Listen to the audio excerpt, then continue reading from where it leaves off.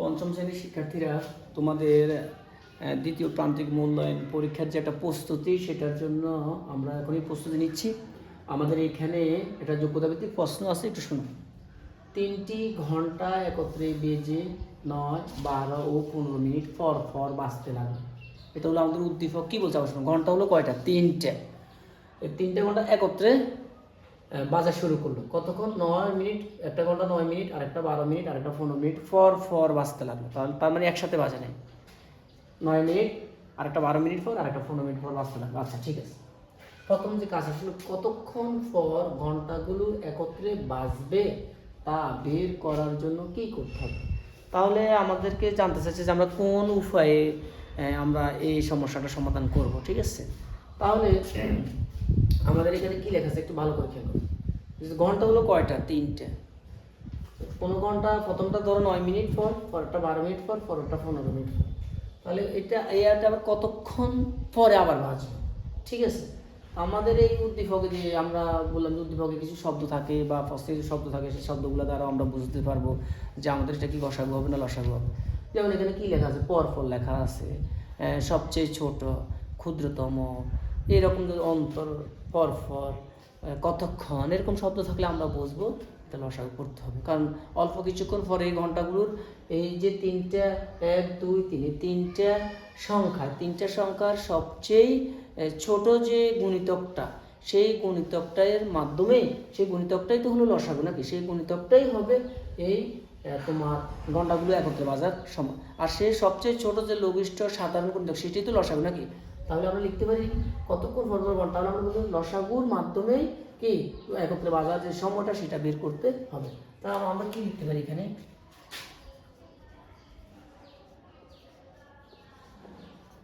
আমরা লিখতে পারি কতক্ষণ পর পর। তাহলে আমরা লিখব কি ঘন্টাগুলোর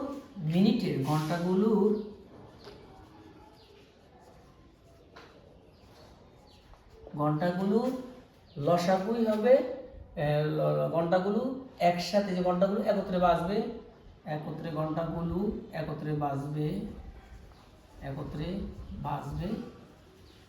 বাজবে তা বের করার জন্য কি করতে হবে? লসাগু বের করতে হবে। লসাগু বের করতে হবে। তার মানে বুঝে গেল প্রথম সমস্যাটা আমাদের শেষ। কত বলছে যে কি করতে হবে? তাহলে লসাগুর মাধ্যমে আমরা কি ঘন্টাগুলোর কি একত্রে বাজার সময় যেটা সেটা বের করতে পারবো। আচ্ছা, কত মিনিট পর ঘন্টাগুলো একত্রে বাজে? হ্যাঁ, এবার কিন্তু আমাদেরকে কত মিনিট পর যখন বলছে, তার মানে ওই যে আমরা যে কত লিখলাম যে লসাগু বের করতে হবে, তাহলে কার লসাগু বের করতে হবে? অবশ্যই 9 12 15। তাহলে আমরা লিখতে পারি 9 12 15 এর লসাগুই হবে ঘন্টাগুলো একত্রে বাজার সময়। ঠিক আছে না? তাহলে আমরা আমরা কি লিখতে পারি? 9 12 15 এর লসাগু হবে কি ঘন্টাগুলো, এই যে ঘন্টাগুলো একত্রে বাজার সময়, তাহলে একটু খেয়াল করো। আমরা এখন 9 12 15 এর লসাগু নির্ণয় এইভাবে করব। দেখো এখানে আমি যদি কি দিয়ে দিবে তোমরা, আমরা 2 দিয়ে দিলে শুধু একটা সংখ্যাকে যায়, আবার 3 দিয়ে দিলে কিন্তু সবগুলোকে যায়। তাহলে যে সংখ্যাটা দিয়ে একাধিক সংখ্যাকে ভাগ যায়, আমরা সেই সংখ্যাটি নির্ধারণ করবো। তাহলে আমরা 3 দিয়ে 3টা যদি সমস্যা নেই, 3 3 9, 3 4 12, 3 5 15, আচ্ছা 3 5 15। হ্যাঁ, এবার আমরা কি করা যায় একটু খেয়াল করো তোমরা। এখন যদি আমি এখানে আবার ভাগ দিতে যাই, তাহলে কিভাবে ভাগটা দিব? 3 দিয়ে দিলে শুধু এই সংখ্যাটাকে যায়, 4 দিলে একে যায়, বা 2 দিলে, আর 5 দিলে। তার মানে একটা সংখ্যা নাই যে সংখ্যা দিয়ে আমরা ন্যূনতম 3টার মধ্যে 2টাকে ভাগ যায়, তাও কিন্তু নাই। কিন্তু 3টে সংখ্যা 1 2 3। এখন আমি যদি এমন একটা সংখ্যা পেতাম যে সংখ্যা দিয়ে ন্যূনতম 3টাকে না যাক, অন্তত যেন 2টাকে যায়, কিন্তু দেখা যায় তাও হচ্ছে না। তাহলে আমাদের করণীয় কি? হলো এখন আমরা কি করবো? এই সবগুলোর গুণফলটাই হবে কি লসাগু। ঠিক আছে, তা আমরা লিখতে পারি নির্ণয় লসাগু।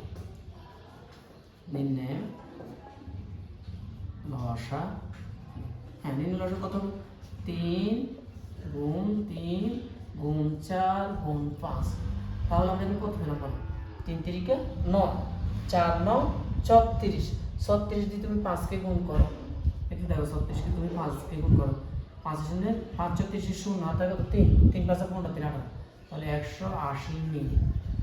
তাহলে বুঝে গেল 180 মিনিট পর ঘন্টাগুলো একত্রে বাজবে। আচ্ছা, আমরা 180 মিনিটকে কি আর কিছু লেখা যায়? আমরা 180 মিনিটকে কি লেখা যায় তোমরা বলো তো? আমরা 180 মিনিটকে লিখতে পারি, 180 মিনিটকে আমরা 3 ঘন্টা লিখতে পারি না? কীভাবে লিখতে পারি? আমরা জানি 60 মিনিটে 1 ঘন্টা, তাহলে 180 মিনিটে কত ঘন্টা হবে? 3 ঘন্টা হবে। আচ্ছা, এইটা একটু করে দিই।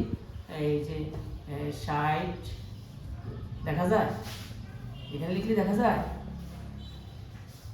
এখানে লিখলে দেখা যায় 60 মিনিটে 1 ঘন্টা, তাহলে আমাদের কাছে আছে 180 মিনিট, 180 ভাগ 60, তাহলে আমরা এখানে 3 ঘন্টা, শূন্যের শূন্য শেষ 3 4 3 ঘন্টা, তাহলে আমরা 180 মিনিটকে কয় ঘন্টা লিখতে পারি? 3 ঘন্টা লিখতে পারি। তাহলে আমাদের এটা কমপ্লিট হয়ে গেল। আমরা লিখতে পারি কি 3 ঘন্টা, আমাদের বলছে কত মিনিট পর। আচ্ছা, আমরা ঘন্টা এখন নিব না, আমরা এই পর্যন্ত কাজটা শেষ করি। কত মিনিট পর অন্তত ঘন্টা বলে, কত মিনিট পর ঘন্টাগুলো বলতে হবে 180 মিনিট পর ঘন্টাগুলো একত্রে বাজবে। তাহলে এইটাকে আমরা এখানে লিখি, ঠিক আছে? আচ্ছা, এবার আসো আমরা ঘন্টাগুলো বিকেল 3টায় বাজবে, আবার কখন বাজবে?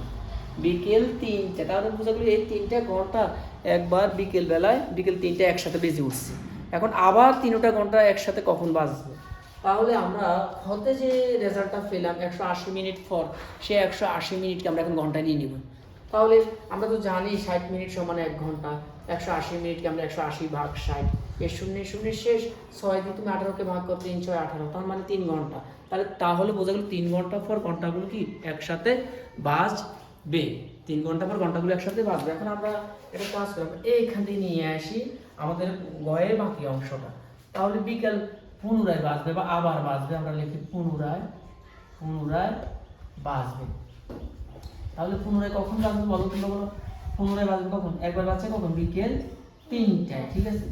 তাহলে এই যে বিকেল 3টায় যোগ এটার সাথে আমরা কি করব? এখন কয় ঘন্টা পেলাম আমরা? 3 ঘন্টা, 3 ঘন্টা। তাহলে তুমি এটার সাথে এখন তুমি বিকেল 3টার সাথে আরো 3 ঘন্টা যোগ করো, বিকেল 3টার পর সাথে আরো 3 ঘন্টা যোগ করতে হলে 4 5 6, তাহলে আমরা কি বলবো? 6টা, সন্ধ্যা 6টা। বিকেল পরে 6টা তো সন্ধ্যায় হয়ে যায়, বিকেল তো আর থাকে না, কারণ ওই সময় তো মাগরিবের সময়। আচ্ছা, আমরা লিখবো 6টা। আচ্ছা, এখানে আমরা সন্ধ্যাটা লিখে দিই, সমস্যা কি? 6টায় আবার, তাহলে বলছে কখন আবার একসাথে বাজবে, তাহলে আমরা লিখবো পুনরায় বাজবে বিকেল 3টা যোগ 3 ঘন্টা সমান সন্ধ্যা 6টা, তো সন্ধ্যা 6টা, ঠিক আছে?